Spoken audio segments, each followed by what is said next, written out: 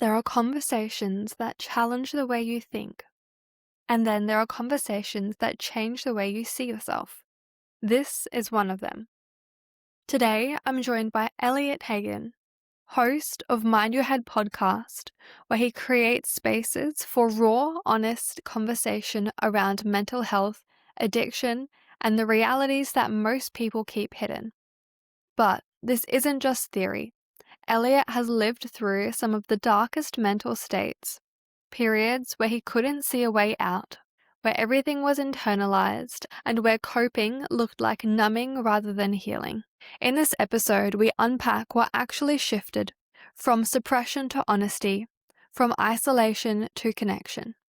We talk about the patterns that are often shaped early in life, the moments things start to click, and what it really looks like to take responsibility for your mental health.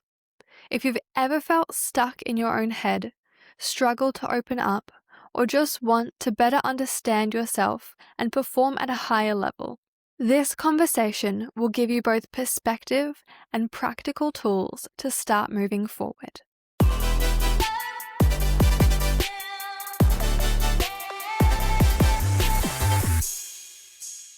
From research and expert insights to realistic actions to improve how you feel and perform, welcome to Elevate Wellness with Santosha. I am truly grateful that you are here and eager to listen to this episode. It was such an honor to be part of this conversation, and I hope that you get as much out of it as I did. Before we get into it, I have one small favor to ask that will take less than 10 seconds. It might seem meaningless to you, but I promise it makes a huge difference to me and this podcast. If you could simply click follow wherever you're listening, it will support me to continue delivering great conversations your way. Elliot, can you take us back to what you've described as the worst headspace of your life? What did a normal day actually feel like for you then? So probably the worst headspace that I was in was probably 2017, I think it was. I was living in Brisbane. I was playing rugby there. Sort of leading up to that moment, I was going through my own struggles with depression and anxiety and not knowing how to express what was going inside my head. And I kept it very secret. I didn't really talk about it to anyone. A few people sort of like family members and friends knew that I was kind of struggling, but I don't think they knew the extent, or I didn't tell them how bad I actually was struggling. And I got into the rugby culture and the way that it is very alcohol and drugs. Like that's how you sort of bond with your players. It's how you sort of, get to know each other. It's how you party. Like that's just normality. And I found that it numbed a lot of the voices in my head. It numbed a lot of the feelings. But it never like made them go away. It just delayed it. I just, numbed it from Friday to Sunday, and then come Monday, I was feeling the exact same way again. So it was just like a Band-Aid fix in a very negative way. So it was years of like compounding and years of getting stuck in the wrong habits and maybe even around the wrong people, and also me not being brave enough to ask for help or seek answers, or having the courage to actually go, all right, there's something wrong. Let's fix it. Let's try to get to the bottom of it. I was very like emotionally immature to have the awareness and the courage to actually go, all right, I need help here. So it was really years of being in sort of in a dark headspace.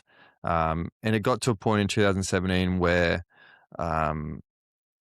I was getting injured a lot because I wasn't taking footy seriously, because I was, in this bad headspace of partying and that sort of thing. And then I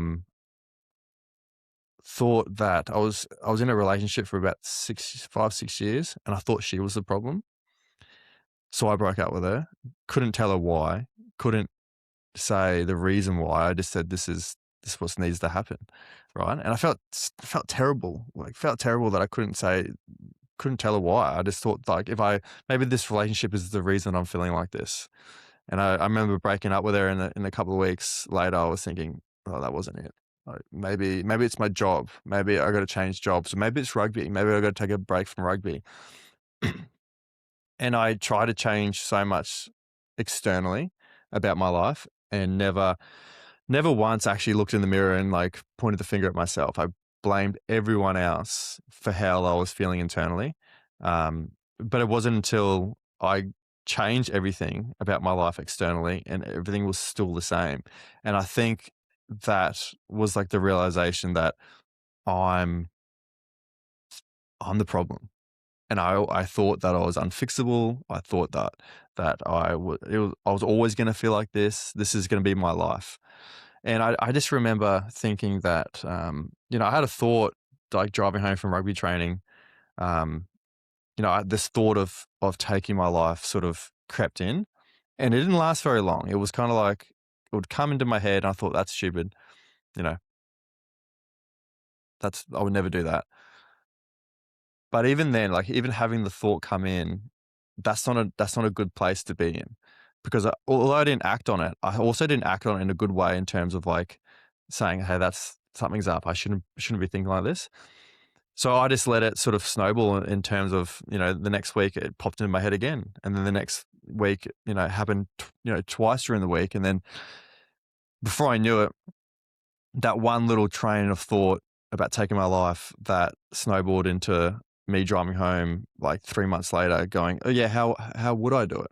And it was like a shopping list. Instead of, I was so calm and thinking about, you know, as if I was going to the shops to buy some milk and bread.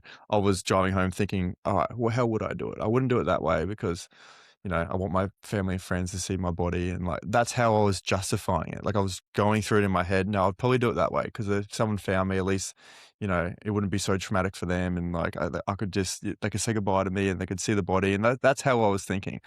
And even like I was in such a bad way that at that time, I didn't think anything was wrong with me. I was like, thought that was a normal train of thought. Um, and yeah, it sort of escalated to a point where I was thinking about it so much, and I was taking a lot of drugs, like to pretty much to function, like, you know, Thursday, Friday, Saturday, Sunday, Monday, I would be on drugs and then sort of go to work and sort of like function enough to sort of go to work and then have that money again and then pretty much just continue the habit.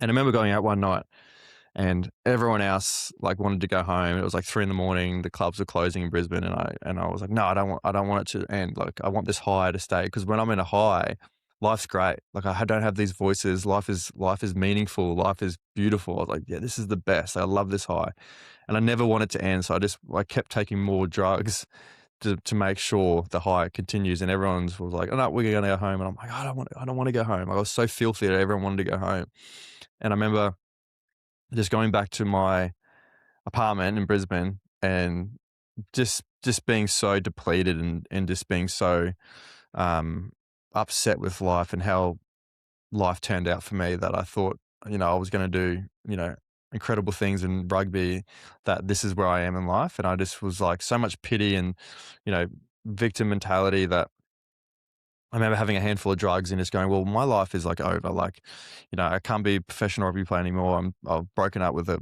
girlfriend that I had and I didn't know why. Like, my friends don't love me. I'm a burden to my parents. Like, I'm causing them so much pain and hardship, and they're worried about me. There was so much like that sort of chat in my head that I just thought, I just swallowed like a bunch of pills.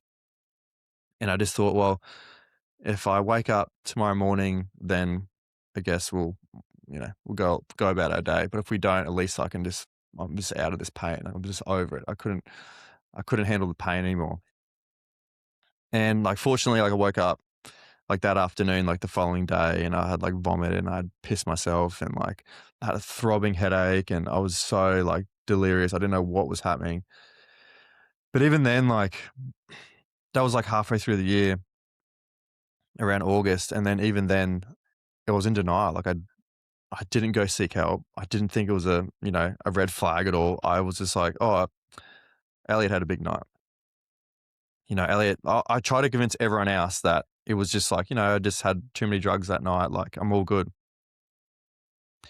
And it wasn't until that same year I did a boys trip to Sydney. Hold on 1 second.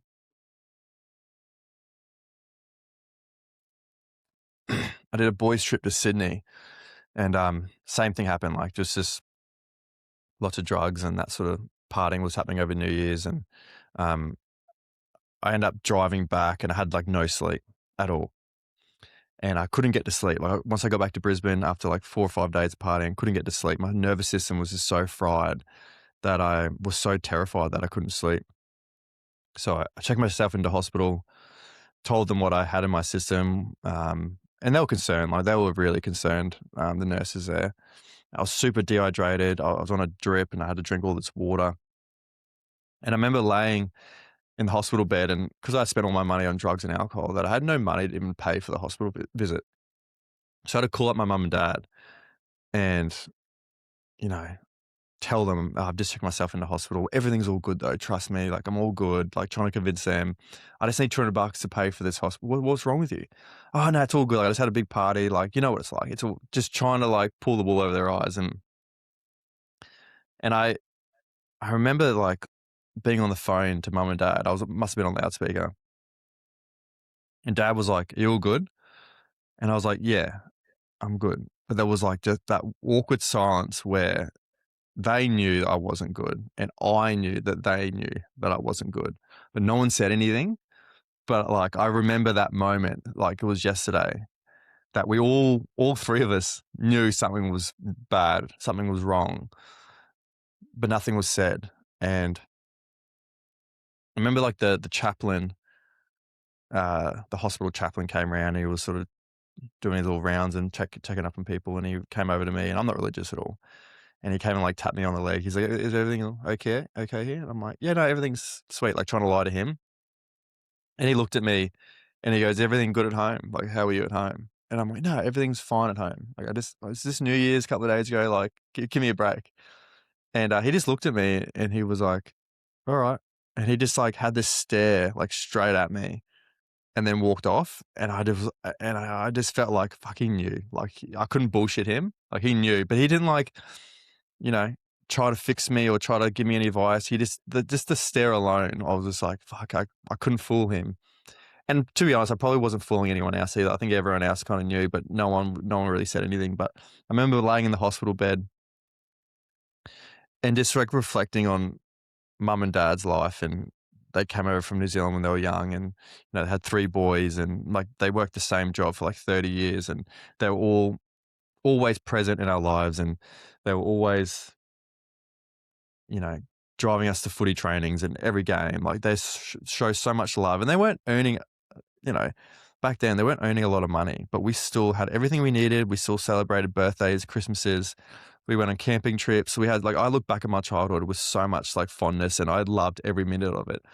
And I just remember sitting, like laying in the hospital bed, just thinking like, this is how I was going to repay them. Like what a selfish, childish, immature thing to do was to cause them so much pain, even though they've given their lives to raise 3 boys, and they've sacrificed so much. And um, I was just really disappointed in myself that for a long time I let fear dictate my life. That I knew since I was a kid that I was a little bit different. That I couldn't regulate myself, and I would lose my temper, or um, I couldn't control the noises in my head, and I couldn't control my own emotions. And instead of acting on it, I would just like, because I was so scared of what was going to happen or what worms were going to come out of the can, that I just avoided it. Like I was just so scared of finding out, more about myself, that I let that fear dictate my whole life, to the point where I was in hospital, and there was only one way that I was going to go. I was going to end up dead.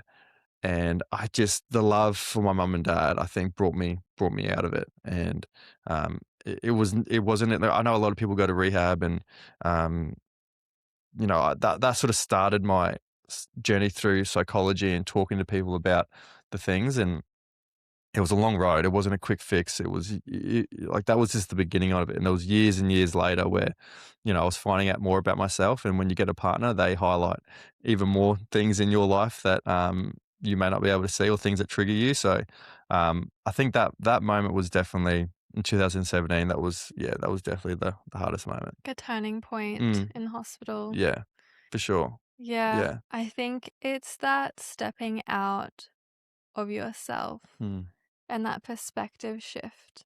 mm, And a few things that you've said in that story is the kind of like the taking accountability of your life, mm, being like, this is my life that I get to live the way that, you know, I kind of decide. mm, And I think that that is really special that your parents could be there for you in that moment. And maybe it was through silence, but mm, you knew that, they had so much love for you and they mm, really wanted the best for you. mm, So, up until which point did you start like recognizing these emotions for what they were? Like mm, you said that these suicidal thoughts would come up mm, and you would just think that it's a normal kind of thing yeah, and not like identifying what it actually is that's happening. And depression, yeah. anxiety, these kind of things. Uh, so it wasn't until I started actually talking to a psychologist for the first time. Pretty much a week after that hospital visit, I moved from Brisbane back to the sunny coast, changed my environment, um, was living and staying with people that knew me. I was doing, being more myself, whether it's, getting out of that drinking culture and the drug culture and getting outdoors and being active. And because I sort of lost that part of me in that phase. Um, but it wasn't until I saw a psychologist for the first time, which I was terrified to do. Um, and I was very lucky that I found someone straight away that I connected with, because I know a lot of people will go see these psychologists and uh, just won't connect with them. I think on average it takes 7 visits to find someone that you connect with, which is pretty Wow, crazy. that's a So, lot of visits. so for people out there, if they're listening, if you're seeing someone, if you saw someone and you haven't connected with someone, please just keep trying. Like you will find someone that you really connect with. So I was lucky that I found this lady in just in Mauritius actually, and she was interesting. Like she didn't offer much advice. She just sat there like we are now, and she said, like, tell me about your story. And I word vomited for an hour, and then she was like, all right, time's up. See you next week. And I was like, oh, okay then. And then like next week, like I came back and she was Yeah. like, all right, continue.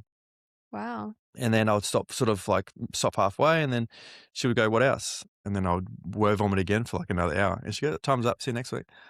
And I love that. I love that approach where she didn't try to like sugarcoat it or, you know, tell me everything's going to be all right and like all that sort of stuff. She was just like honest and let me talk. And then by the end of it, she gave me some tools and ways to understand what I'm feeling and understand that you're not different, you're not broken. Like all these things that you thought you were, you're not.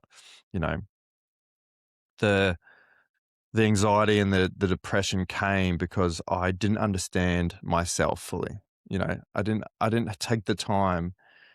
And also there was a little bit of generational stuff taught down to us in terms of like, especially young boys, how to regulate your emotions and how to name your emotions, and it's okay to feel certain things. And so I reckon there's a lot of it was suppressed. A lot of it was suppressed emotion that I didn't know, or suppressed energy that I didn't know what to do So with. you're saying you didn't have the experience where you were taught to like Yeah. name your No, emotions. at all, at all. So So I'm there learning wasn't this. much conversation No, about feelings at or all, at all. yeah. Like that's something I'm talking to my dad about still to this day. Yeah. I'm trying to get him around to it, and he's come a long way. He's really good, my dad, about it. But like as a 26-year-old, I'm at therapy talking about my emotions. You know, like all I knew was anger and happiness. I Mm. knew how to express anger for sure, Yeah. and I knew what happiness was, but everything else had no idea. So that was like the biggest learning curve and probably the start of my journey in terms of understanding myself and learning how to regulate myself. And when I'm in these moments where I'm feeling stressed or anxious or not myself, there are ways to calm yourself down and know that it's all going to be okay. Like social situations, because I was so used to drinking alcohol and getting on drugs. Social situations afterwards, I would get really nervous and anxious. And who am I going to talk to? What am I going to say? I'm not interesting. Like all these thoughts are going into my head. I'll get so worked up that I would either bail early from a social event or I wouldn't even show up to like birthdays and things that are important to my friends and important to me. I would just panic because I was like, who am I? Like, I don't know who I am.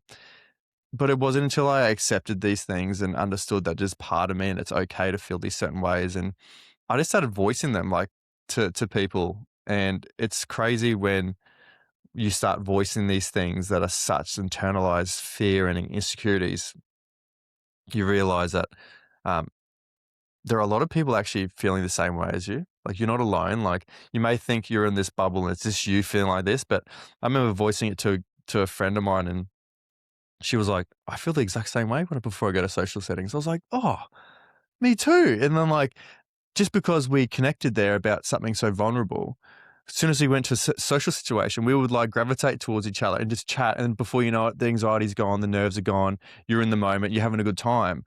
And I'm just thinking, no, I should, voice this more often. I think that was like the biggest like journey in terms of understanding my emotions and accepting them and not sort of like push them to the side or pretend like they don't exist, because I've gone down that road and I know where that leads to.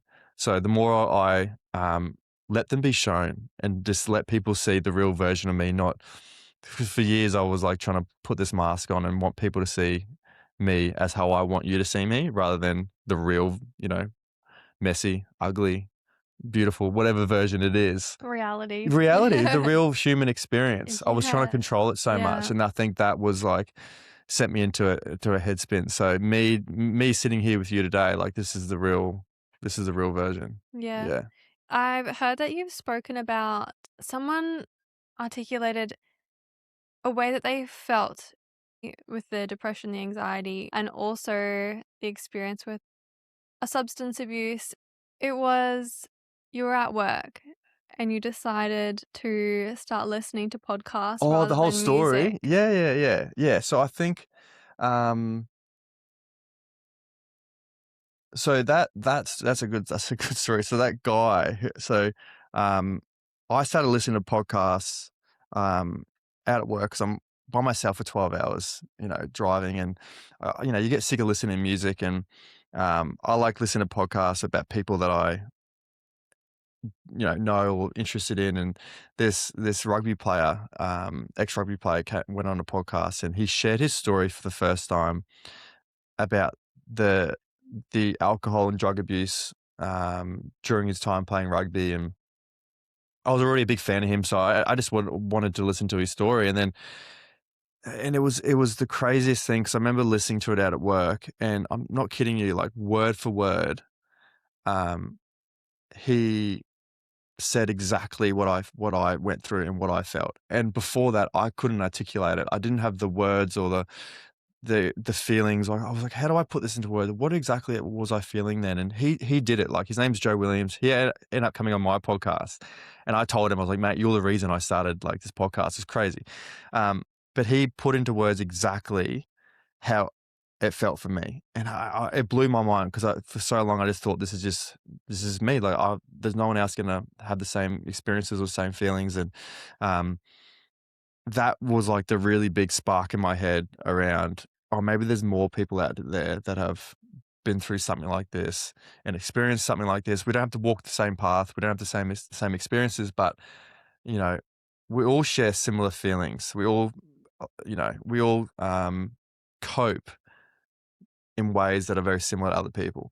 And so that was like a really big sort of, light bulb moment that went off, that thought, maybe I need to share my story. Like maybe there's, that guy, that rugby player, hero of mine, he had this impact on me. Maybe me sharing my story is going to have like the same effect on someone else. And maybe it's going to make someone else feel like they're not alone. And, it's going to give them hope that like, look, this person's done it. He's been through some stuff and he's come out the other end. Like the journey, like I think a lot of people maybe get a little bit, confused or a bit of fool's gold when people say like you're healed.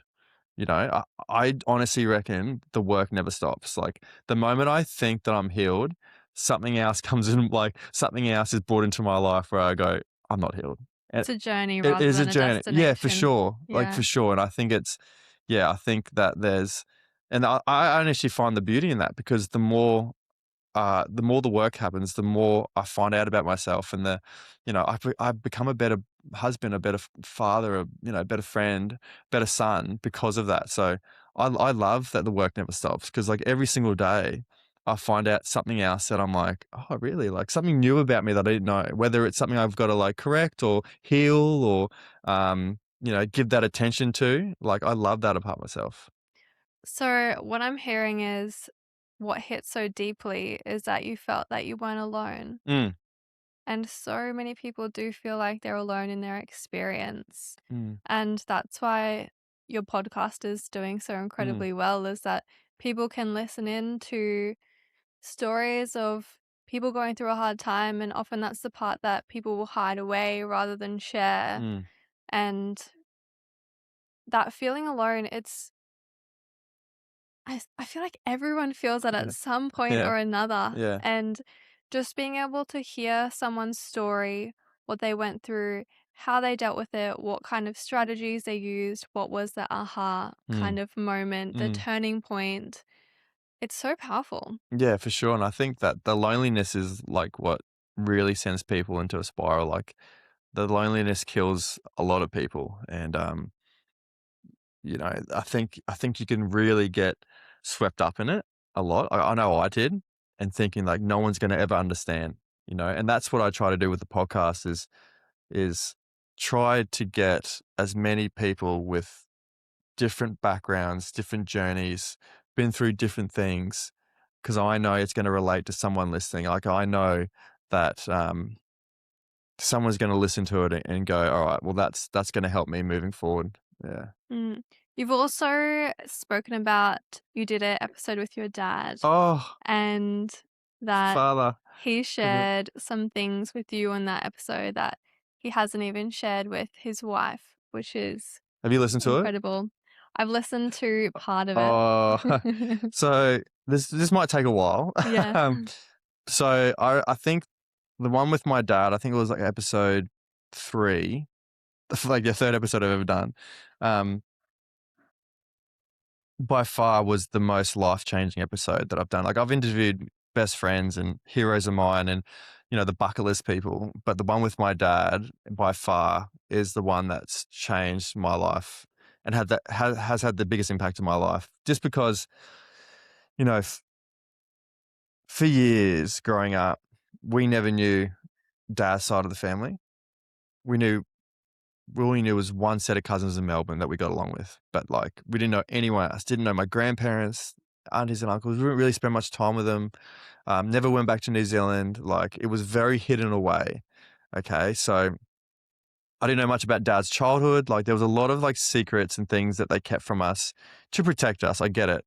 As kids, you don't because it was so horrific that you couldn't just tell your kid like this is what happened in my childhood. Like you'd give them nightmares. But we also didn't discuss it as adults either. So we kept it pretty hidden, and we avoided the topic. Um, but I remember when I got a contract to play rugby in New Zealand, my mum and dad came over, and it was the first time like dad went back to New Zealand in like years, like 30 something years. Like he just would not go back. Wow. Yeah, like it was, and especially back to where his family are from. And my dad's uncle we met, and he was very old. So and we all had went out for lunch, and this is before I knew anything that had gone on. And we went out for lunch, and my dad's uncle saw my dad and started crying. And first off, all he said was, "I'm so sorry. I didn't know he was doing that to you." And I was like, I looked at mum, and then mum had like a bit of a look in her face, And then dad was so gentle. He was like, "It's all good, mate. Like, it's all good. It's over now. It's fine." He goes, "No, no, but if I knew he was doing that to you guys, like I would have done something. Like, trust me, I would have done something." And it was really like apologetic. And I was just thinking, I was at lunch and it didn't ruin the lunch, but I was like, fuck, something's going on. Like something's happened here that my dad's uncle was just like almost brought to tears. And it's a moment that I've never like gotten out of my head. Like, cause you could see like you could see how sad he was. Like he was just The so pain. sad, the pain. And then that was about a year before I started the podcast, and that really sparked my interest because I was like, I need to sit down with dad. Like I actually don't know him. I actually don't know him. I know him as dad, but I don't know him as a person. I don't know like what's he like. Like I know that he tells me what to do, and like I do it. I know he provides for the family, he looks after us, and he does all those sorts of things. But I actually don't know his interests. I don't know what he's been through. Like I don't know him as a mate, as a friend. And when I started the podcast, I was sort of trying to convince guests to come on. And I called him up one day and I said, "Hey, this is the concept around the podcast. I've got my friend Brock's coming on, who's going to share about the story that dad passed away. I've got my mate Lef is coming on. He's going to share his story about deploying overseas in the army." Told him about like what we're trying to do. And I said to him, "Mate, I want you to come on and, um, I want you to share your story with me because I've never heard it. And if you share your story with me, I'll share some of the secrets that I've kept from you." And he was like, because there was a silence, and then he was like, "Righto, let's do it. Let's do this." So I think a little bit me thinks that he's been wanting to have this conversation for years, but as men, don't know how to go about having those vulnerable conversations. It's not as, especially with dad's generation too, like it's not as easy to sit down like this and just get into a chat and talk about some, scary things.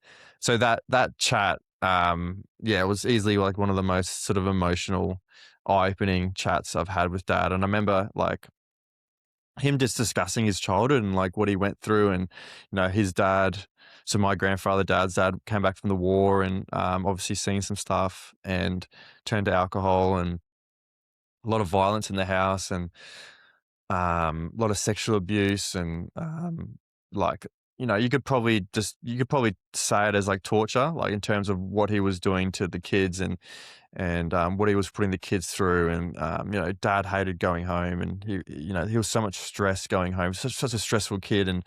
Um and he was telling me these things, and like I was sitting across from him like I am with you, and I just remember like just thinking, oh, I get it.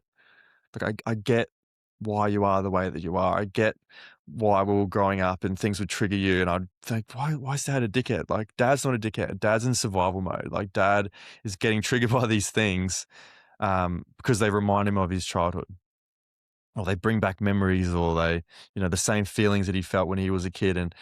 And yes, I would have loved for him to express that, as we're kids growing up. But dad doesn't know about generational trauma. Dad doesn't know anything about that. All dad wanted to do when he became a father was no drugs and alcohol and no abuse in the house, because they're the things that affected him most. So in our house, it was all love, and it was absolutely like it was a place where you could always come to. You always felt safe. But I think what dad didn't know growing up was the emotional, spiritual, and mental toll that childhood had on him. That he thought changing physical things about his life would erase the problem, fix the issue. You know, maybe avoiding the issue might. If you sweep it under the carpet long enough, maybe it will just go away. But I think it came out in ways where he didn't know how to probably express his feelings or emotions in a healthy way. And certainly didn't know how to talk to 3 of his sons about it. And, I never blame, there's no blame for dad, because I love who I am today, and all the things that I've gone through is because of him. So I wouldn't change any of that. But these are the sort of relationships that we're building now with my dad. And like coming on the podcast was like the biggest step forward, where we could just like speak and talk about everything that we've always wanted to say to each other, cry in front of each other, and like be so vulnerable in front of each other that it was the first time. I was 30, Dad would have been 68. It was the first time that we had ever done that, which is pretty crazy Yeah. as fully grown men, as father and son, that we've never had an opportunity to do that. And I think it needed to happen in a podcast setting where the doors were locked, the mics were on. If it was at home, there's a bit of wiggle room for us to go, oh, it's all right. Like we'll talk about it tomorrow or something like that. But because it was it was booked in at a certain time, it was locked in, that we couldn't escape from it. We had to sit down and air it all out. But yeah, it was by far, and I told him secrets about my life that he didn't know about, and he was so receptive and so like curious to understand where things may have gone wrong, where things he could have done differently, could have done better. He was so open. I remember him saying to me, "Where do you think I went wrong as being a father?"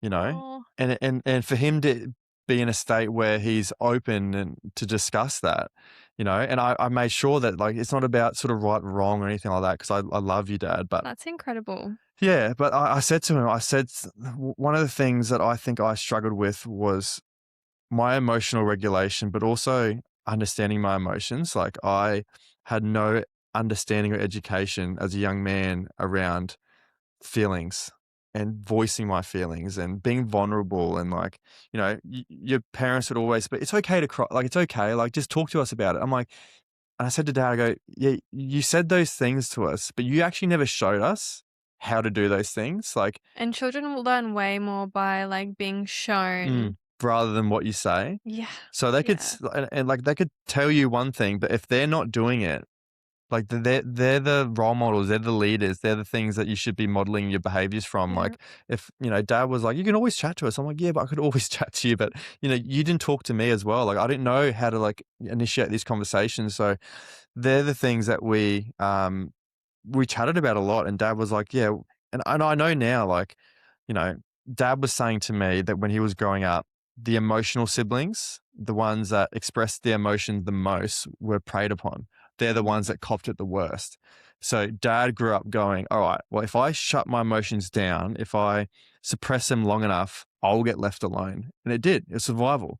So in a survival way, Dad associated being emotional as with danger. with danger. I'm going Yeah. to get hurt from it. Mm, Um, so a lot of it was just understanding it, like where we've come from, and uh, forgiving each other and working with each other and like thinking like, it doesn't always have to be this way. We can change. It doesn't matter how old you are. It's never too late. Like Dad's a testament to that, where he's changed so much since that episode where he's softer and he's gentle and he talks and we talk like we're mates. And I love that. Like, especially growing up as when you have your dad has this figure in your life where you're like, oh, I don't want to do anything wrong by him. But now we're at a level where we both have our own families that when we talk to each other, it's like mates. Like he doesn't tell me what to do. Like we chat about golf, we chat about art. He's really artistic, and that relationship there would never have happened if we didn't sit down and have that episode together. And the ripple effect, like my mum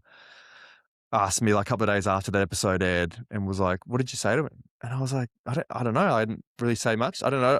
Listen to the episode." And I'm like, "Why's that?" And she said, "Oh, he's just he came home and cried and." He told me about things that he'd never spoken about before, and he's softer and he's more patient, and like I just think as a 68-year-old man, I just think there was 50 years worth of emotional feelings and thoughts. Everything was suppressed for like mm. Yeah. so many years that now that he can walk around and once that episode aired, like he had longtime friends message him and say, "Fuck, I never knew that about you." Like so many people have sort of reached out and was like, "Mate, like I know you so much now," because Dad always kept people at an arm's length. He didn't want people to know too much Yeah. about him because I think It's because of that that coping coping mechanism again, mechanism. yeah. So it's just allowing him to be seen and understand that like you've been through some stuff, like some stuff that you wouldn't want anyone else to go through. Um, but that's not your weakness, it's your strength. Like, that is not your weakness at all. Like, don't use that as a shield to not get close to someone or not be vulnerable and emotional with someone. That is actually like your superpower because you know what it feels like. Like, you know how to connect with people who've been through trauma, who've been through abuse, who've been through like a terrible childhood. Like, that's your way to sort of help people and like, you know, not everyone walks the same path as you, but like use that as your superpower rather than as a weakness. Seems Mm, like you both had a similar turning point in terms of when you were speaking to the therapist and you mm, could just get it out. yeah. And when he could have the conversation with you I was his and therapist. just get it out. Yeah. Well, just having someone to listen Mm, to the full story to the capacity that that mm, person wants to share. And that's such a big lesson in this mm, conversation for anyone who's listening is mm,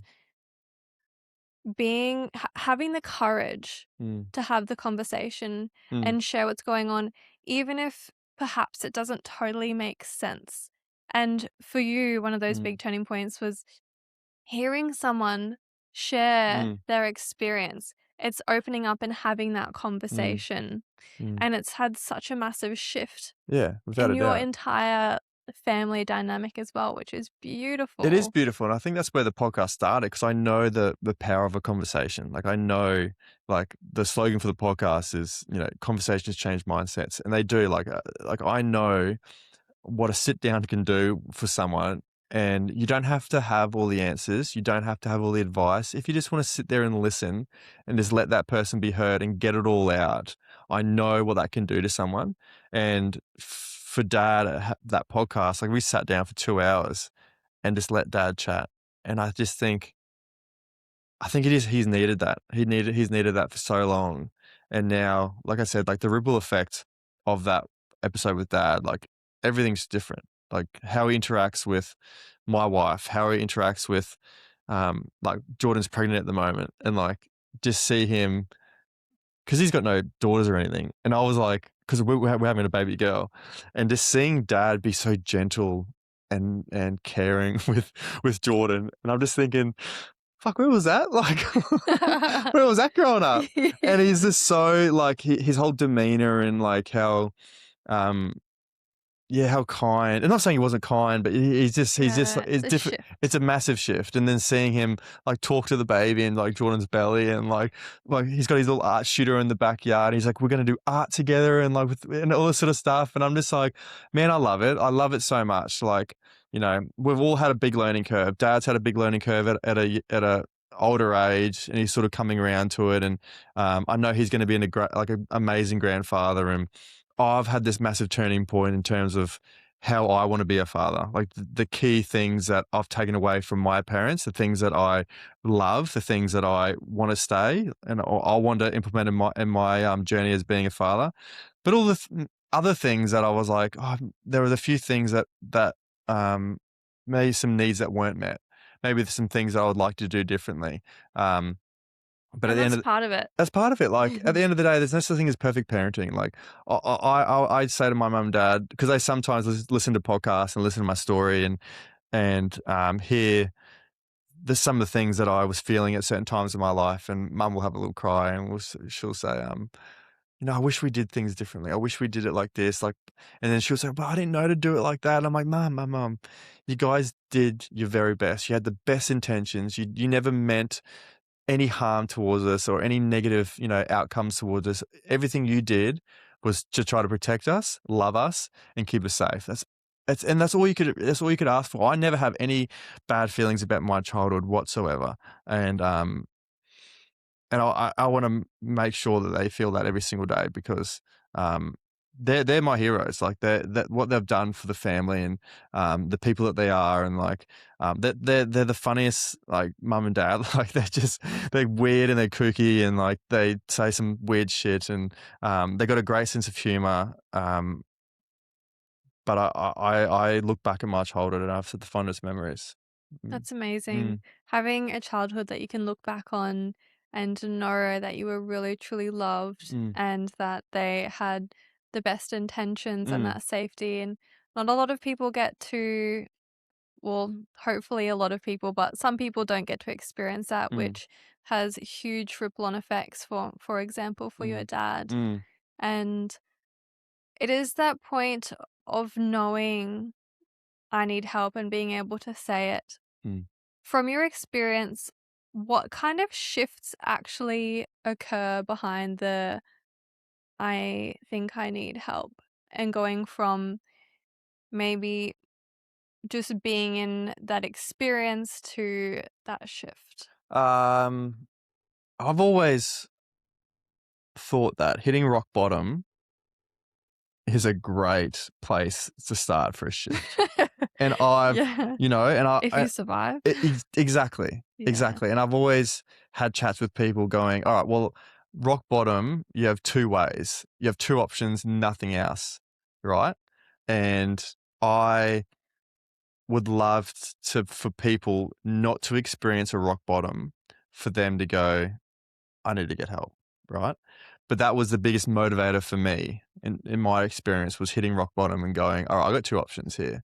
One's I die, and one there's a possibility of me actually living a healthy life. I didn't think, even during that time, I was like, I actually don't think, you know, marriage and kids and having a family was for me. Like I was still very limited in my views on, my future in life. Um, but I still chose that. Yeah, so I would love to give you a good answer around not having to hit rock bottom. I do not want people to go through rock bottom. I think, well, one of the biggest helps that I've had is having a woman in my life where uh, she gave me an ultimatum one day, where your wife. my wife, Yeah. she, we weren't married at the time. We were about 4 years into a relationship, and we started dating in 2018. So about, a year and a bit after the suicide attempt. So I was still very much in that phase of my life where I was like, I don't like, where do I go? Like, I know I don't want to head back that way, but like, there are some things that are still popping up in my life. So she's seen some days where I would have mental health episodes where I would just lose my temper. Um, and not physically, but I would get so angry at the littlest things. You know, someone left the fridge open overnight, and it was just like noise was beeping, and that was it. And I would lose it, like proper lose it for 2 or 3 days, and I would storm off, and I would like act like a dickhead, and I would just be a dickhead to be around. Like, even, we'd try to do shopping together, or shopping for groceries, or hang out over the weekend, and I'm still fuming over this fridge door being left open, and like not able to process why that is. Um, and then after a couple of days, I'll settle down and I'll try to convince her, like, this is a one-off thing, like, honestly. And then it happened. It happened. She's probably seen three times, and on the fourth time, uh, she was like, "We got to have a chat." Right. And I was like, "Oh no, oh no." And she was crying, and she said, "Hey, listen, like, I I can cop that if it's just for me, but if you want to have kids someday, that standard I'm not accepting that standard. Okay. So if you want to have a family one day, I'm not allowing you to get angry at the kids for no reason because I've done something so little, and storming off. Like, we're not having that. Okay. So if you want to take that road and go down that path, and figure out why it is that you're reacting like this, I'm with you. I'm all for it. I'll always support you. I've got your back no matter what. But if you don't want to take that step, and if you want to keep pretending like, it doesn't happen, or it doesn't happen too often, all these excuses you keep giving me, I want to go. I want to go. I want to get out of here. And we had a house together and had all this sort of stuff. And hearing that come from her, a person that I love and I never wanted to lose, was just the push that needed to happen, um, for me to, I stopped bullshitting myself, because for a long time at the back of my head, I was like, there is something there, but I'm too afraid to go figure out what it is. So her giving me that ultimatum that day, um, was like the next step, I guess, in terms of figuring out who I was. I went to a psychiatrist. I got a lot of head knocks playing rugby, so I went into a concussion clinic down in Sydney at the Macquarie University, where they talk about CTE and the effects of repetitive head knocks. And I was really like worried that I've had a lot of head knocks playing rugby. I was really worried that I was developing some sort of early stages of CTE or the effects of that. But it's the type of thing that they don't know until you die and they cut over your brain, which is That's not which ideal. is not ideal. I'm like, all right, well, what can I do? Like, what can I do in the meantime? And they just a lot of it was look like, and it's crazy how medicine has come this far where she goes, look, I could give you a loads of medication to stop with the headaches and the emotional, the mood swings and all this sort of stuff. But I want you to go see a psychiatrist because we talked about in the family about bipolar and schizophrenia and that sort of thing is relevant in my family. And I thought, oh, right, I never really thought about that. But what the doctor did say to me, she said, if I'm going to recommend anything to you that's going to help in your situation where you are right now, it's breath work. And I just thought from a doctor at a specialized clinic in repetitive head trauma, she was like, I've got all these medications here I can give you to stop the headaches and stop everything else and the mood swings and the depressive episodes. But trust me, please get into breath work. That will do wonders for your brain. And I just thought, Wow. wow, that's pretty crazy that that specialist is It's recommending free something that's so as still well. still so taboo, or people Yeah. might think breath like we breathe every day. I'm like, yeah, we're not breathing right every day. I know myself that I am short breathed. I'm not giving these like deep breaths, and I know how what that does to me, to my nervous system when I just do 3 deep breaths. And so that sort of started down sort of the breath work path. And went and saw a psychiatrist and talked about bipolar and talked about all sorts of these mood swings that I was getting. And they put me on a spectrum of bipolar. You could be one end of the spectrum, but you'd be the other. And I was sort of down the low end of the spectrum. But even to this day, with all the other sort of work that I've done, even with that diagnosis, I still wonder, like, is it that, or is it the fact that I couldn't regulate my emotions? Is it the fact that I didn't know how to? Like, is it the fact that, um, you know, I couldn't control or understand my emotions? And once I started doing the work and sort of leaning into breath work a bit more often, even some sort of like meditation as well, and just learning not to quiet the mind, but learning just to like focus on, one thing and sort of block out the rest. And um, it's sort of helped my sleep. It's helped me be present in the moment. Whereas if I'm sitting with you 5 years ago, I'm thinking about something else that's happened in the past or something that's going to happen in the future. And I was really struggled to be present in the moment. And that's like one of the goals that I wrote down when I was, what I wanted to get out of it was to actually be present because for a long time I couldn't sit down and watch it. I remember being a kid and there would be a movie on at the cinemas or at home, and I couldn't sit down and watch it. Like I'd be watching it, but I'd just be so worried and concentrate on other things in my life, and I'd almost like turn into a panic attack, and I would have to like go, hang on a second, like why am I panicking for? Like everything's all good, and that would happen a lot through my life, where I would Mm. worry internally so much that I would get like almost a panic attack, and then I would have to remind myself, like, "Oh, everything's good. Like, no, that's all good. Like, life's great. I haven't got that tomorrow." Like, why? It was almost a flight or fight um, feeling that I was getting. That it was just constant, and it wasn't until like I started, like I said, doing the breathwork stuff, doing a little bit of meditation, leaning into things that actually I know benefit me, whether it's eating healthier, saying no to going out and partying, and um, um, exercising like a big one, getting out in nature is like a big one. Like they're the things that like I love. Your house, I know people can't see, but I love I love getting out of nature here. Like I absolutely love it, and seeing the animals, and it gives me a different feeling. So I've just learnt that I've just got to lean into things that benefit me rather than things that don't. And I've drawn a line in the sand with that. And I've obviously there's friends in my life that I don't see as much anymore because how they like to have fun. Setting Yeah, I boundaries. set boundaries. I don't like to do that anymore. Like I got mates that go, "Oh, let's go meet at the pub," and I'm like, I don't like that.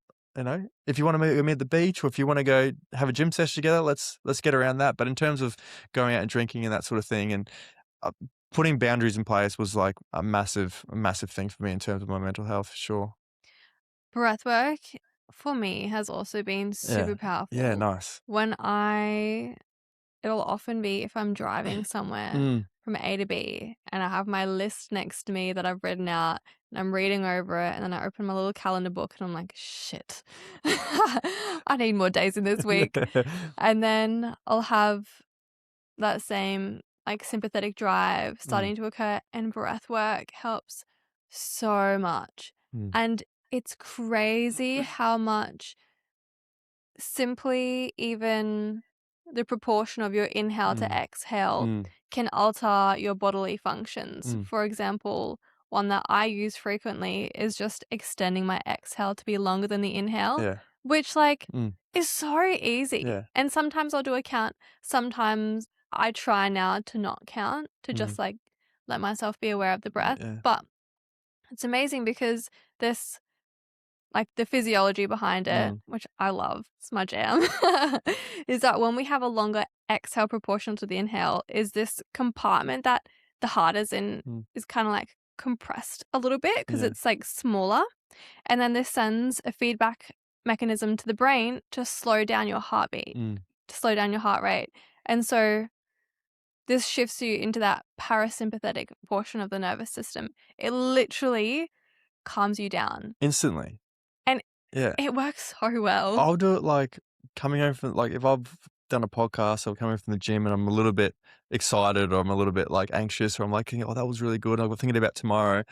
5 minute, I'll do a 5 minute breathwork thing on the way home, and I get home and I'm like, oh, like a bit Zen. like yeah, straight away. Like Yes. I'm ready for bed. Like I will chat with Yeah. Jordan, play with the dog, and I'm just like, oh, like I don't Yeah. carry it into the door with me as much as I used to. So Leave it at the leave it at door. the door. I think that's a really powerful technique is and that is also being able to leave things out of the door Mm, is you're stepping out of and I don't say this in like a bad way, but like that selfishness. It's important to be selfish in our lives. mm, It's part of being human and being able to be successful and mm, function. But like leaving that at the door means that you're thinking about the other people in the room. for sure. And Yeah, also on that topic of breath work, when I'm feeling like a little bit low energy, then I'll just flip it over slightly longer. it's natural pre-workout. Inhale. I know. Honestly, it works so It well. does. But Yeah. going back to the topic of mental health and noticing what's going on internally and having that conversation, you got to a point where it was like the breaking point. Mm, And for someone to make that shift sooner who potentially was in a similar situation mm, to you where there isn't much connection to emotion, naming emotions, mm. what do you think would help them? Um, from Like, my perspective, I'm just looking back at my life at that 2017 and thinking, what things could I have done differently before getting to that into that point? And I think one of the biggest things that I wish I'd done differently was actually communicating it. I think um, me being so afraid to be open, that was a major factor. So if I could tell anyone, and if anyone's going to get any sort of influence or impact from this, is just to be brave enough to talk about it. And you don't even have to have the right words. You don't even need to know how to explain yourself properly. If you feel comfortable talking to a family member, a mum or dad, a friend, I felt more comfortable talking to a complete stranger than I did to my mum, dad, or my friends. A stranger uh, didn't give me any sympathy. I knew that they weren't going to lose sleep over me. I know that they cared about their job, but, I love the fact that, if I told my mum and dad initially that I knew that they would worry, I knew that they would treat me differently. I knew my friends would treat me differently. They would, cradle me and cuddle me and which is understandable because they love you. It'd be very hard for me to be open with them and then them go, "All right, mate, see you later. Like, hope you have a good day." yeah, Like, I understand. I completely understand that. but you weren't ready for that. I wasn't ready for that. I needed Yeah. someone just to listen to me, for them, for me to know that they won't, they're not going to lose sleep over Elliot. But I needed that initially. So if I can talk to anyone about um, having these thoughts and having these feelings, and I had a girl message me the other day saying her partner, um, he's struggling to talk about things, and like, what should we do and where do we go? And having an amazing support network, if you've got that, I know everyone's not so blessed to have an amazing support network. There is a mental health treatment plan at the moment where you go through your GP, you get 10 visits to a psychologist. Yeah, I've My used that. So have you used It's it? so good. My wife's using it at Yeah. the moment, and so Mhm. she's seeing a therapist for things that she's gone in her life. So, um, the biggest one is communicating. And I always go back to it is thinking that, trust me, like, um, you talking about it is the first steps, without a doubt. And I wish that I could go back and just call my mum and dad up, or go see my sports psychologist who was at the footy club, or talk to my girlfriend at the time, and not be so worried about what they're going to think of me, and are they going to call me weird, or are they going to judge me, or anything like that, because they're the thoughts that I was going through my head. And so having the courage just to put your hand up and say, hey, look, I need help. I think that would go such a long way. Obviously, your environment, like who you're hanging around with. I wasn't in the best environment for my mental health. If you're in a good mental health, that's a lot of fun. If you're in a good mental health, that could be a lot of fun. But if you're not and you're secretly struggling, I think being around people with negative habits, is not great. And I know, um, environment's a massive thing. Like, who you spend your time with has such an influence on you. And I Absolutely. know it's not as easy for everyone just to pack up their things from Brisbane and move to the sunny coast and have a family home they could just walk straight into. I understand that everyone's situations are so different, but I think changing your environment, like changing who you spend your time with, if they're influencing you in a negative way, cut them off. I'll set Like, set boundaries. boundaries. You don't need to be Yeah. around them. Um, and there are people that want to help. There are people that aren't going to judge you for what's going on inside your head. All right. And there is help out there. Like, as much as you think you're alone and no one's going to understand, trust me, people listening, people will understand, you know? Yeah, Mm. absolutely. And there can be a lot of fear around taking that first Yeah. step, Yeah. which it might stem from childhood. Maybe speaking up was going to put you in a dangerous situation, Mm. or maybe speaking up meant that your parent didn't want to have anything to do with you. Yeah. So it's like that abandonment. Mm. But being able to have the conversation Mm. with someone in whatever capacity Mm. that might be.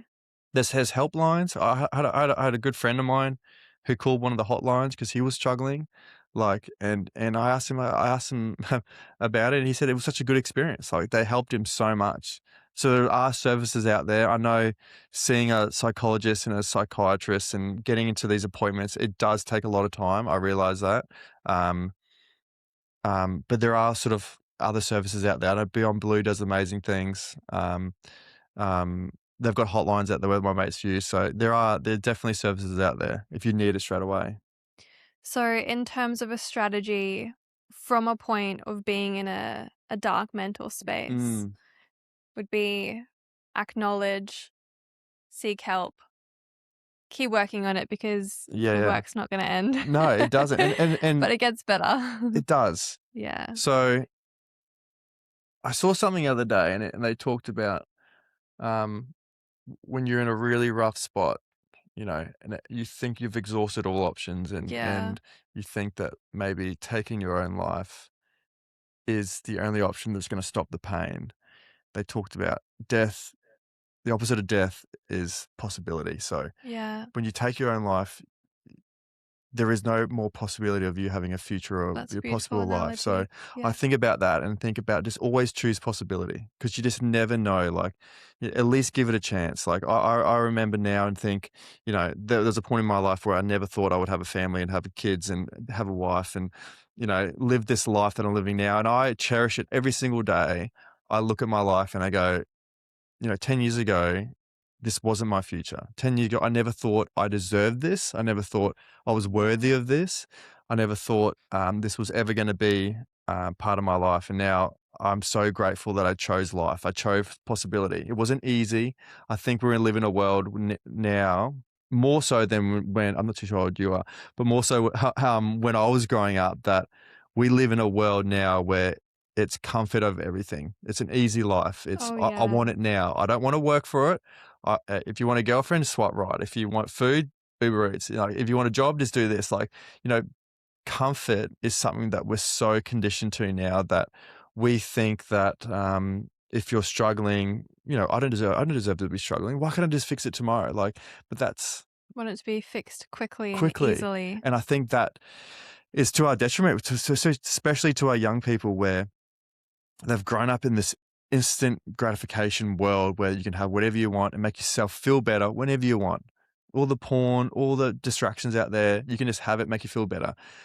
But there's something about uh, doing the work internally and um, going on that self-discovery, that it's always, I shouldn't say it's always, but a lot of it's discomfort. A lot of it, you're getting outside your comfort zone. You're feeling things that you're not used to, that you kind of don't like initially, but you know in 5, 10, a year's time, whatever long it is, that you will feel better afterwards. So I think if we can get outside the fact that comfort, comfort almost equals a harder life, you know, Yeah, and I totally discomfort agree. is actually going to have an easier life later on Absolutely. when you delay the gratification. Like, Yeah. if you want it now, if you want that comfy life, trust me, later down the track, you're going to pay the price for it.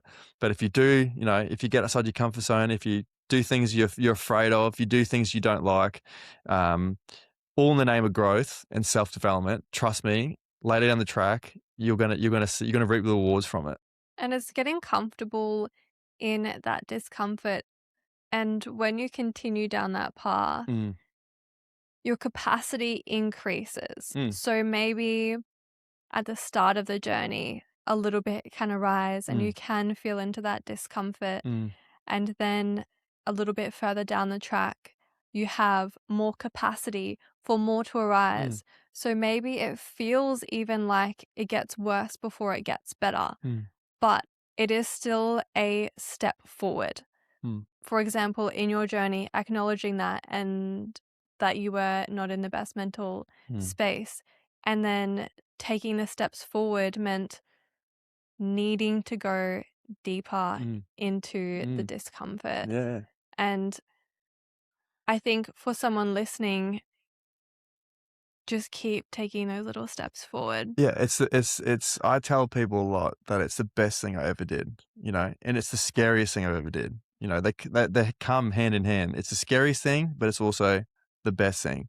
You know, I wish I'd done it earlier in my life, but we all, you know, you can always go back and say you wish you'd done it earlier. But I honestly think that I was afraid of nothing.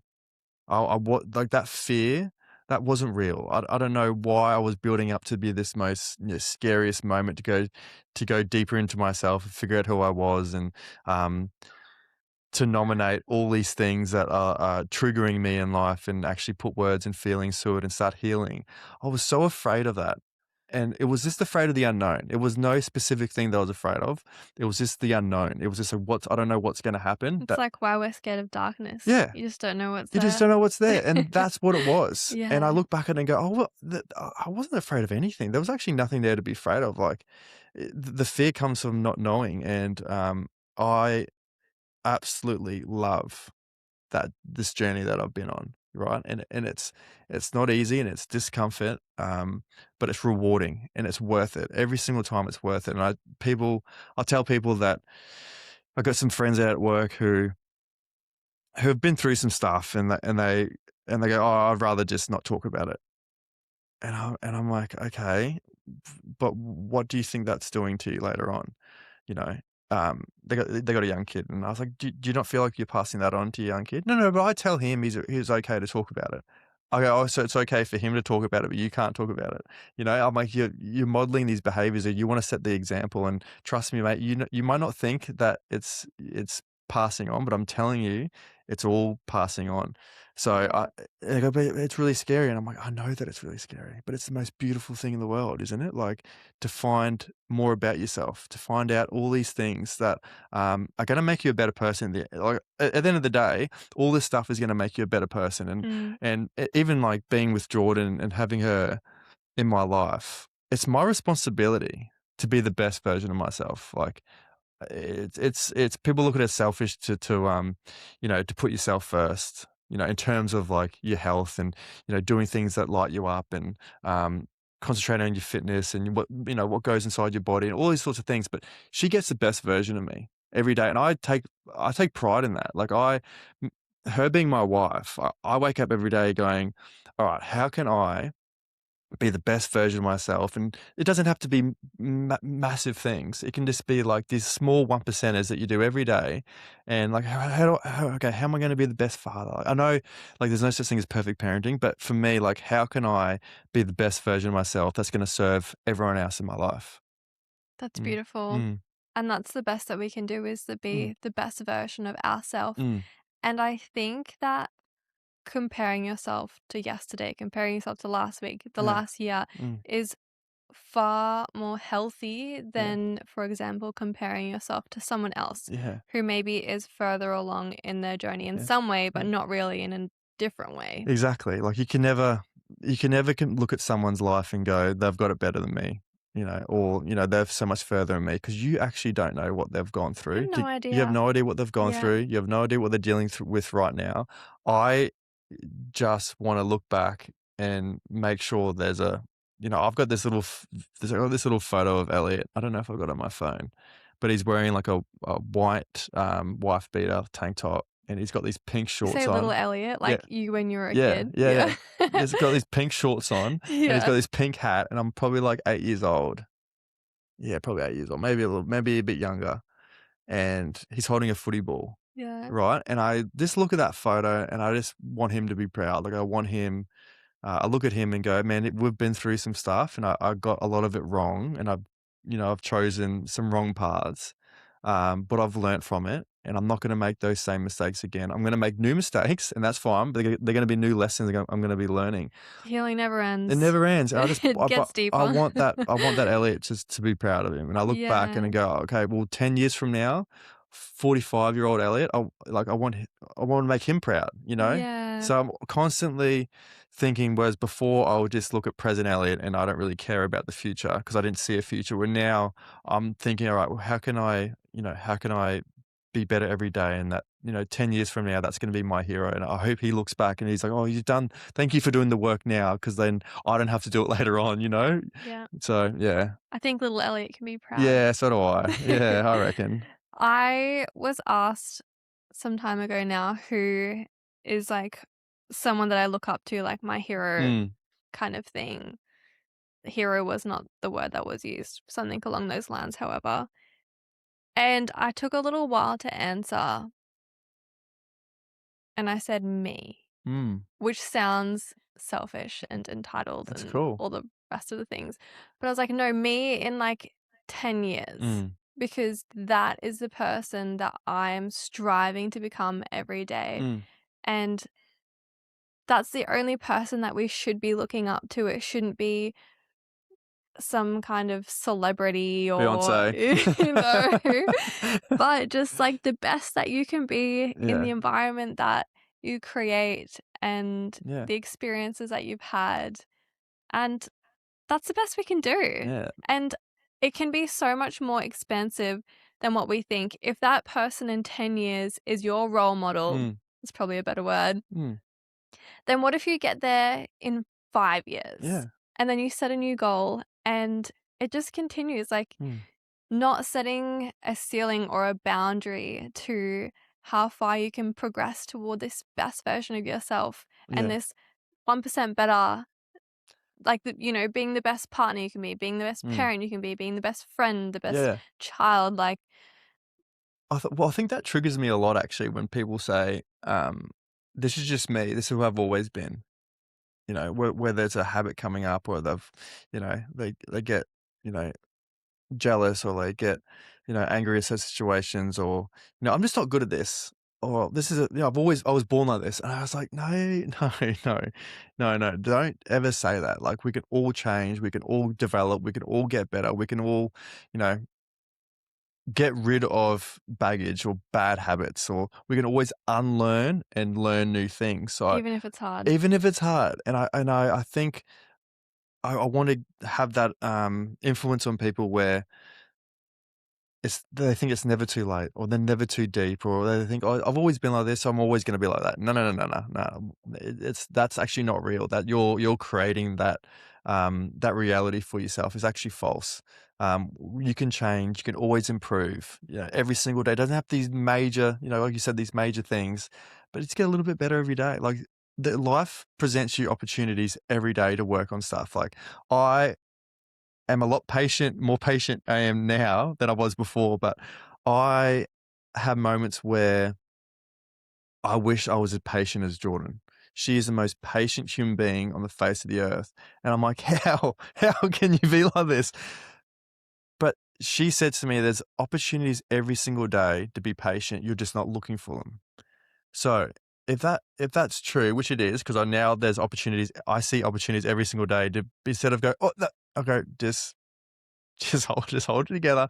There are moments like that for every other skill, everything that you want in life. There are opportunities every single day. You just got to be open to look for it, and that's all it is.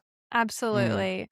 My water purifier is teaching me patience. Yes, it. Oh. But it's Don't get rid of it. seeing the opportunity there, yeah, Yeah, that is really cool. yeah. Is there anything that we haven't touched on this in this conversation that you think that we should have? Good question. I've talked a lot, haven't I? um, yeah, I think we've covered. Think we've covered a fair bit. Yeah. What do you reckon? I think we've covered a lot. Yeah. Yeah. And I hope that the listeners will be able to learn that, Mm. we're all just people Yeah. and everyone goes through their own shit. Well, I think that's And like part of the human experience, isn't it? Like, I yeah. think I went through a phase where I thought happiness was not having any problems. I honestly thought that. I was like, if I've got to be happy, that means a life with no problems. And I was so naive and ridiculous to think that I would go through life and not have any problems. And later, once I've got a bit more mature and a bit a better head on my shoulders, I realized it's not about having problems or not having problems. It's about how you deal with these things in your life. That's what makes you happy. Having the skills and the patience and the tolerance to see when a problem arises, do you see it as a problem or an opportunity to get better? I think that there is like life presents you with so many opportunities to become a better version of yourself. And I think my ability now versus sort of 10 years ago when uh, something happens in my life that that's not planned, that I don't have any control over, that instead of sort of um, losing my emotions or getting really frustrated, I think now, well, this is here for a reason. What can I learn from it? You Mm, know, yeah. it might be painful now, it might be frustrating now, but if I choose to look at it as an opportunity to learn and get better, then that's an opportunity for me I gotta take, rather than sort of get down in the dumps and why me and, why does it have to be me? It's always me. And I'm like, that's one way to look at it. That's one side of the coin. The other side of the coin is like, it's gonna make me better. And it might not be now, it might be still frustrating in a couple of weeks or a month or whatever it is, but your ability to learn to, they say, the sort of dance in the rain, your ability to do that time and time again, that resilience will come up. You'll be able to handle, trust me, like so many more problems and things that will happen in your life that you start simple now, 10 years from now, you'll be able to sort of handle life's problems. Mm. Mm, And I think there's kind of two ways to go about this as well. Is the one addressing the problem and going, how can I see this as an opportunity mm, to grow, to mm, learn? mm, Or the second way, which I sometimes tell myself, is choose a bigger problem. Yeah. Like, this isn't that deep. Yeah. I think that obviously this is for two completely different Yeah, yeah, problems. yeah. It's not like you have the option one or the Yeah, other. yeah. But I think, yes, of course, do the growth if there is opportunity there, Mm, and often there absolutely is. But if the problem is someone cut in front of you in yeah. traffic, choose a bigger problem. And, do you feel like we are over dramatic, or, over dramatize small issues in our life and making them Absolutely. big things and what they Yeah. actually are? Yeah, Yeah. yeah. I actually was having dinner the other night, um, and I was thinking about this thing that this lady said to me maybe a year ago and how it triggered me. And I was like, wow, Santosha, choose a bigger Yeah, problem. yeah, Like, yeah. why am I thinking about this? Yeah. And Like, my mum and dad tell me stories of, like, 10 years ago of things that used to get me angry. really, Yeah, and I go, "Did I get angry over that?" really, And they'll yeah, go, "Yeah," and I'm, like, thinking, "Wow, I would never, that doesn't make me angry at all." Or, like, even things that Jordan would bring up, like, say, 4 or 5 years ago, of things that would frustrate me, and I think, man, like that, I couldn't care less now, and I actually kinda like hearing it because it means progress. I'm progressed. Like, I'm not Yeah, that same person anymore, and, in a way, when people say, "Oh, you've changed," and people might take that as an insult, I think it's such a good compliment because I do not wanna be the same person I was last year, let it's alone 5, important. 10 years ago. Like, I Mm. am trying to develop, and I want you to say, "Hey, you're so much different." Like, I had a breakfast with a girl today, a good friend of mine, and, she was like, "Oh, to see the growth in you in the last, like, 3 years, it's been so good to see."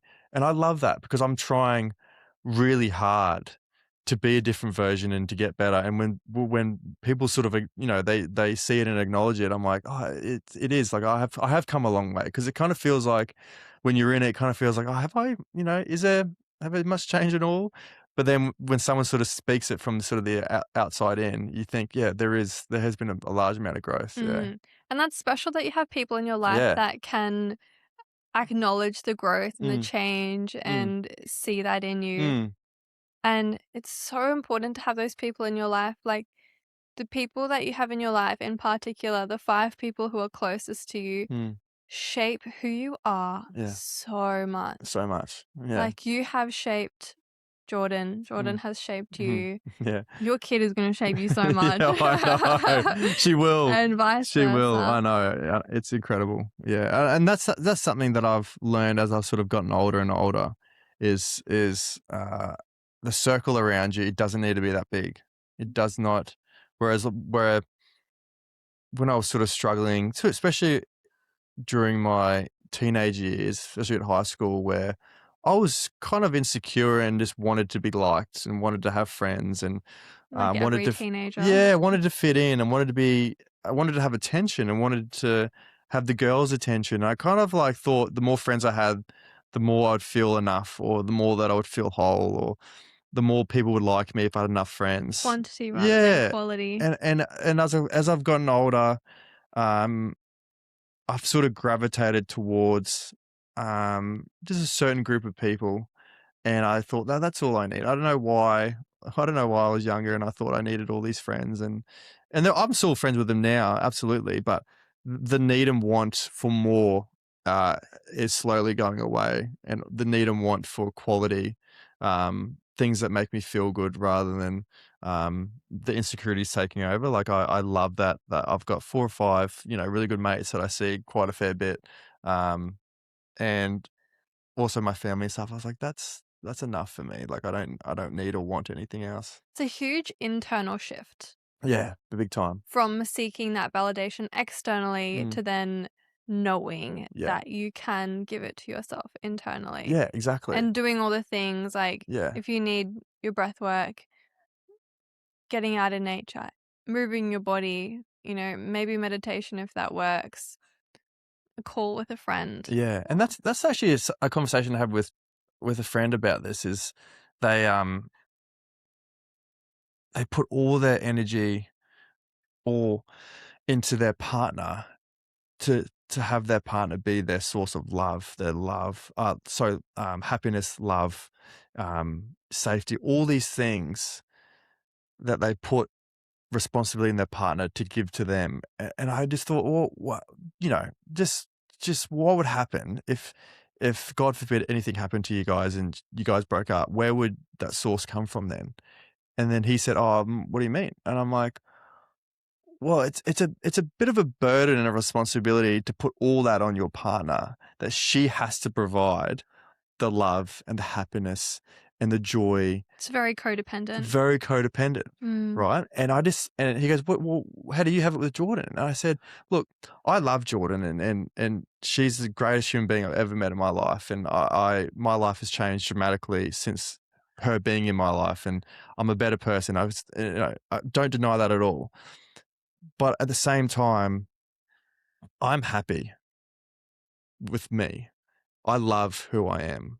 You know, I You have to I put your eggs in your basket Yeah, first. yeah. I do not burden her with the responsibility that she has to make me happy, that Yeah, she has to give me all the love. I know that she loves me and I love her, but I also love myself and I love spending time with myself, and I make myself happy too. So I think that ability to not put all that pressure on your partner to give you or to meet all your needs. Yes, they are going to meet your needs, and that's why you love that person, absolutely. But to say that they're the sole reason or the sole provider for that, I just think that can be a very slippery slope, and then you sort of lose yourself, and you think, "Oh, well, I've got to find it with something else or someone else," you know. And you think, "No, no, no. That the core of that starts with you." absolutely. Mm, And to throw in another saying, you can't pour from an empty cup. mm, mm, You can't give that to someone else if you're not first nourishing it within mm, yourself and knowing that you are mm. actually Yeah, at peace with who you are. I'm whole, and I'm enough with just who I am. And You know. everyone who's listening is also whole and enough, and I truly think that everyone is whole, Mm, and it's just a peeling back of some layers. You know how to heal yourself internally. Like, all of the answers are already inside of you. mm, mm, It's just a matter of maybe sharing that, connecting, mm. and getting some support, borrowing Yeah. some regulation, some other people's nervous systems for a little bit whilst you, like, learn Yeah. how to regulate your own, Well, and then being, yeah. like, perfectly sufficient. I think one of the biggest things that I found from therapy was, was that fact where I relied on other people to make me happy. And the therapist said to me, if your friend is going through something, what advice would you give them? And I would be like, "Oh, mate, well, we need to be doing this together. Or like, we need to be doing these, these healthy activities, or, we would talk about these things. And you're so like invested to help them." And I said, "Yeah, I'll always be there for them. Like, if they want to have a chat, if they want to, go for a surf, out for a swim, if they want to grab a coffee or feed, like whatever it is, like I would always be there." And she said to me, "You need to start treating yourself like that." And I just thought, "What do you mean?" And she just said, "You need to start treating yourself like you're your own best friend." And Mm. I never thought about it like that. I always thought, "What do you mean?" Like, she could take yourself out on dates, go out for lunch with yourself, go out to a movie with yourself, like do things by yourself to treat yourself, and start seeing that relationship grow with yourself. And it seems, it can seem a bit selfish or a bit self-centered, or, you can always look at it like that. But I just thought it was one of the greatest pieces of advice that I've ever got, is be comfortable with yourself. And I now love like taking myself out. I go out for lunch, and I go sit and people watch, and I sort of like, I almost talk to myself a little bit, and I'm just building that relationship because I know what it's like to hate yourself. I know what it's like to look in the mirror and go, you make me disgusted. Like, I do not like looking at you at all. And I never want to feel like that, because I yeah, I truly love who I am today. And because of that, because of my own best friend, I fill my own cup.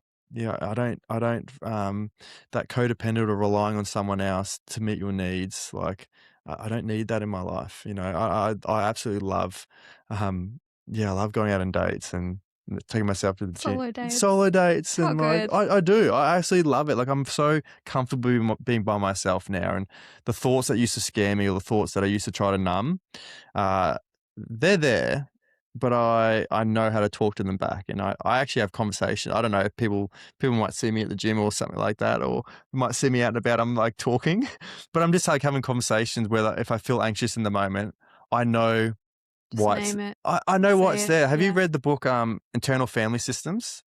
No, but I actually did an interview with a really amazing internal family systems therapist that's actually just released. Awesome. Yeah. So I got to listen to it because that book changed everything. That Mm. book changed everything. Like time that I felt anxious or scared or vulnerable in my life, that book has taught me that have you read the book? I haven't read the But book, so but I she would, understand yeah, it. understand it. So it taught me that there's a little version of Elliot that his needs weren't met, right? And I used to get really anxious talking in front of people, even started doing the podcast. And it's just that little version of Elliot that felt embarrassed one day or felt ashamed one day or didn't get the love or the attention that I needed at that time. And that just shows up. So now when I feel like that, instead of shooing him away and pretending like he doesn't exist, I bring him with me. So he's always going to be with me. I talk to him. I go, man, I got you. Like, I know that you didn't have it back then, but I'm your mate now. And I know that sounds a bit weird, but I'll go, I'm your mate now. Like, I love you. You're always going to be with me. You don't need to be afraid anymore. Just come along. And like having that dialogue with myself and talking to those little versions of myself, it's definitely like healed. It's healing that those insecurities that sort of like used to pop up, they don't pop up anymore. That like, even if I feel a little bit angry, I'm like, oh, I wonder why that's feeling like that for. And then I honestly I can stem a lot of it back to little versions of Elliot that didn't have his needs met. And it's shifting into that curiosity. Yeah, yeah, big time. Yeah, so I'm not so it's that curiosity and it's rather than judgment or hate or like, why are you here? Like, you don't, why is this popping up? It's more like, oh yeah, trying to get more understanding about it all. And like, I'd love that book. If I've got a book recommendation, I don't know if you do book recommendations on here, but We can absolutely we'll do a add it book in. recommendation. I'll Eternal pop it Family into the show Systems, notes like as it well. is, yeah, it is incredible. Like it has helped me so much. Yeah. She also said that it changed her life. Yeah, And she specifically works with people who have eating yeah, disorders and said that it's never about the food. It's always about this, no, like this little child who had a need that wasn't met. mm, And then that's one of the parts. And then another part, which is like a protector part, will come in and it can present as them wanting control or to feel safe, like, like yeah, to feel yeah, something like, and they are there with the best of intention. mm, Like this little child is coming up because it's saying this wasn't safe, like I don't know if we can do this, mm. and then being able to step in and go, it's okay, like Yeah. I've got you I've got now. yeah. We have Yeah. got Yeah. this, Yeah. and it shifts huge Huge. things. And it's never really about like the thing itself that's scary. Mm, It's it's like coming back to why is mm, this triggering? mm. And then like reparenting that little Yeah, child it is. to be okay To with be it. okay. Yeah, I love that. It's been such a good journey, and I do it so much. I do it so much in public that people are like, "It's just, are you talking to Like yourself?" schizophrenic. Yeah, like I'm just like, but I love it. I'm so comfortable with those versions that are coming up and like understanding why they're coming up because Yeah. yeah, like I said, for a long time they controlled me, and I was get really Yeah. frustrated at that. So now they're my friends. I know why they come Yeah. up. It's me. And it's important to connect in with them Yeah. because otherwise it can feel so confusing. Like it makes things make Mm, sense. Like mm. you said, with hearing about your dad's childhood and that all of a sudden clicking with, okay, I get it Yeah, now. yeah, And you can do that with yeah, yourself. yeah. Like going back and be like, why is this triggering? Okay, actually, it's reminding me of this situation when I was younger Mm, and I didn't get the attention I needed, mm. or someone treated me badly, Yeah. or, whatever it Mm. is. And like learning to sit with that and not shooing it away, Yeah. like you Yeah, said. don't ignore it. Like, it doesn't serve you any purpose because it's gonna keep coming up. Ignoring it does not do anything. It just delays you listening and doing the work. The sooner you accept it and encourage it and like welcome it and give it a hug, whatever that version of you is, the sooner you give it a hug and acknowledge it, that's when life starts getting a lot better. Yeah, she Mm. even said, like, just put your hands on your heart and you, like, say, like, "I'm not alone," or, like, Yeah, "I've got you," or, yeah. you know. I do that so much. Yeah. Mm. I do that when I'm driving, actually, sometimes. Somehow, like, driving for me is just It's triggers some therapeutic, is it? well, I don't know, I think it, like, triggers some things to come up, and then I'm like, Yeah, "Oh, it's okay." It's 'cause like both. yeah, It's like things driving is that arise for and then, me. So, like, I then get it asked, starts therapy. like, "How often do you cry?" And I cry a lot, only when I'm driving the car. So I'll put a song on, and whatever that song is, it driving for me, like, initiates and I probably shouldn't be saying this, that initiates me, like, thinking about I should be thinking about driving, but, like, I sort of just it's my time to sort of, to really self-reflect when I'm driving. I put a nice song on and, I think about things that have happened that I maybe didn't process in the moment, and for some reason, driving allows me to cry, whether it's, like, something sad that has happened, something that I regret, or mistakes, or things people that I've hurt, and it kinda gets me a bit emotional. Hearing about my dad's story, like, that sort of gets me emotional because he lost his childhood. Like, he didn't have the childhood that every kid deserves. His childhood was like he has the worst memories from his childhood, and I've got the best because of him. Or it's like happy tears, like, you know, um, you know, the meeting someone and marrying someone that you think, you know, I can't believe I found the one. Like, I can't believe I found this person that I never get sick of. I could talk to about anything. Like, honestly, like best friend, like I can't wait to see it every single day. Like, I can't believe I'm lucky enough and blessed enough to have that in my life. And then I cry about like my dog that I've got, and then like people having kids and starting a family, and like just the most beautiful things in life where for a long time, I didn't know how to cry. And not that, like I didn't know how, but I didn't have the ability. I had a You wouldn't blockage. connect in. Yeah, I couldn't connect in. Yeah. Now I think I connect in too much. Now, now I have this connection with myself that I cry like we went to a wedding last weekend, and I was like, oh, this is love. Love's got me, and I love that about myself now, where the connection from like head to heart to soul, like to gut, it's all there. Whereas before I was all head, it was too much inside my own head, and it wasn't much connection to the heart.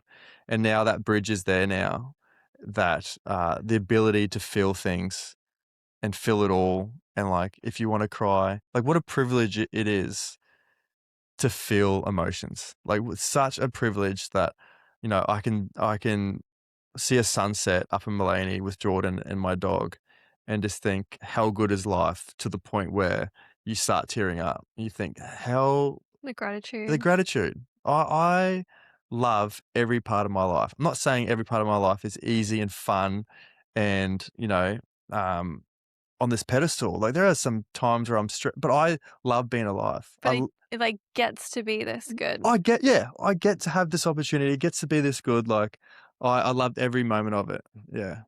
It's amazing how, like, such a shift in not really that long of a Nah, time, nah. really, Mm. Yeah, and it's possible for everyone. yeah, it is. It is. It is crazy to sort of think about that. Yeah, it'll be 10 years next year, right? And it's crazy to think that I got told by a good friend of mine when I first started this journey. He said to me, "Look, you you're in the tunnel. You're in the dark tunnel, and I can't tell you when you're going to see the light at the end of the tunnel, but just trust me and just stick with it. I promise you, you'll get out of the tunnel. Like you will see the light, and you'll get out, and everything, it won't be okay, but trust me, it'll be better than, it'll be better." And I remember like 2 years ago, might have been 3 years ago, I realized like how good life, how good it all is, and Exited the tunnel. I exited the tunnel and I texted him. Okay, remember that time, 8 years ago, 7 years ago, that you told me, I was out of the tunnel. He goes, "Yeah." He goes, "I'm just letting you know I'm out of it." And he goes, "Good." So yeah, it honestly, the last 10 years has gone so quick. I remember when I first sort of started seeing a psychologist, and I thought, "Oh my God, like, I'm going to be doing this for so long. Like, this is going to be such a long journey." I was so destination driven, and I've always been like that a lot. And that journey's taught me just to take it day by day. Not to think, "Oh, this is going to take so long," or what's going to be like 10 years from now. Am I going to be like? And I was always like, thinking about, "Oh, I wonder if how bad I'm going to be 10 years from now. I'm going to be bad, or am I going to be better?" And it wasn't until I just thought, you know what, just take it day by day and just see what happens. And it's gone quick, and the growth that I've had, and like my appreciation for life. And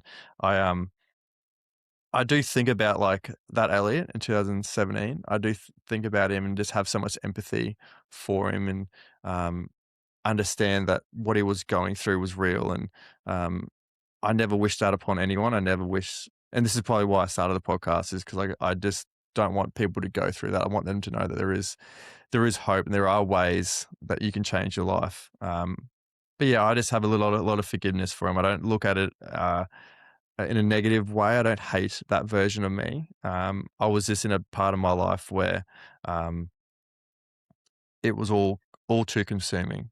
Um, but I've learnt so much from it. Like because of that, because of the worst, moment in my life, has led me to become a better person. And I don't know. I don't know if I would be sitting with you today if I didn't go through that. I don't know how my life would have ended up. I don't know if I would have the appreciation or the perspective I have on life if 2017 didn't happen for me. You wouldn't be here. I don't think so. It'd be Yeah, I would a have learnt my different walk. lessons. Yeah. Yeah, yeah. If there's one final thing that you could leave the listener with, what would that be? Oh, so much, so much. Um, so the thing that I'll touch on a little bit, is treating yourself like your own best friend, but also what I benefited so much from was putting my health first. So there was a lot of times in my life where I would put girlfriend, family, friends, other things number one in my life, and I would be fourth, fifth, or sixth. And I thought that was a noble or way to live. I just thought, like, as a man, put yourself last. Everyone else gets the best, you get the rest. But now, knowing what I know now, and how it's worked for me, is that the day that I started, all right, I need to put myself first. Like, if I want to be the best husband, if I want to be the best father, if I want to be the best friend, if I want to be the best version of myself, I've actually got to put myself first. And that's not ignoring other people, or, not validating them. It's just like, all right, if I needed to go to the gym, but I've got to be somewhere with my partner at 7, I'll go to the gym at 5. Like, I've got to get it in. If I've decided, 2 years ago that drinking was uh, impacting my life in a negative way, I made the call. I was like, I'm not drinking anymore. Like, that's just not a version of me that I like. It doesn't align with who I am. I mean, it tastes disgusting, but the impacts it has on the body, it's just, I'm not for it anymore. Like, that's a line in the sand for me.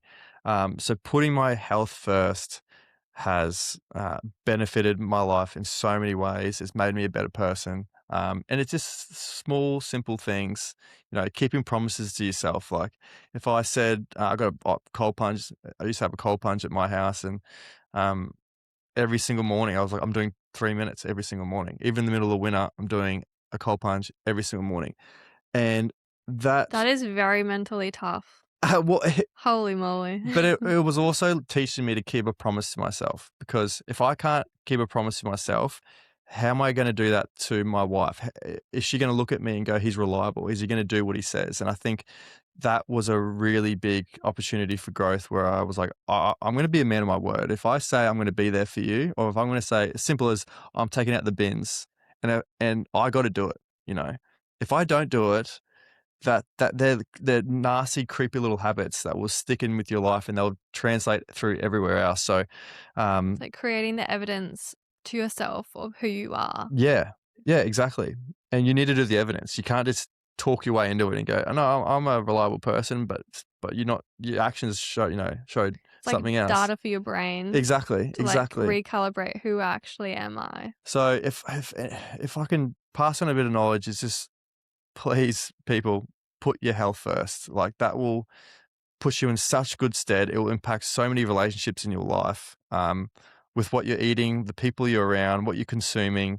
Um, and it can just simple as going for a swim, going to swim in the ocean, whatever your therapeutic practice is. It doesn't have to be going to the gym, like quote. It can, if your things like going for walks on the beach, if that's what you like, if you like going to the nature and going for hikes, if it's reading books, whatever it is, the moment you start prioritizing yourself and setting boundaries with other things in your life, you'll see so much growth. You'll see so much improvement. You'll notice your mental health will improve so much as well. Mm. That's excellent advice. Thank you so much for everything you've shared. It's been a wild journey for Hasn't it? you, Yeah. but so many lessons that are supportive of, other people who are in the same or Mm. similar situations. So thank you so much Mm. for sharing. Thank you so much for having me. It's been a real pleasure, and also, like, I'm so proud of you as well. Like, this is, starting something new. Like, I know what it feels like, um, but to do this, and you're obviously impacting so many more people, and you're a natural. I don't know if you think this, but you're a natural at this. Thank You're a great you. talker. You've got a deep desire to help people as well and connect with people, and you're doing it your way. That's what I love. You're doing it your way. So yeah, thanks for having me on, and can't wait to listen to it back. Thank you. Thanks. That's it for this episode on Elevate Wellness with Santosha. If you haven't already, I would appreciate it so much if you could hit follow wherever you're listening. Thank you for tuning in, and I'll see you in the next one.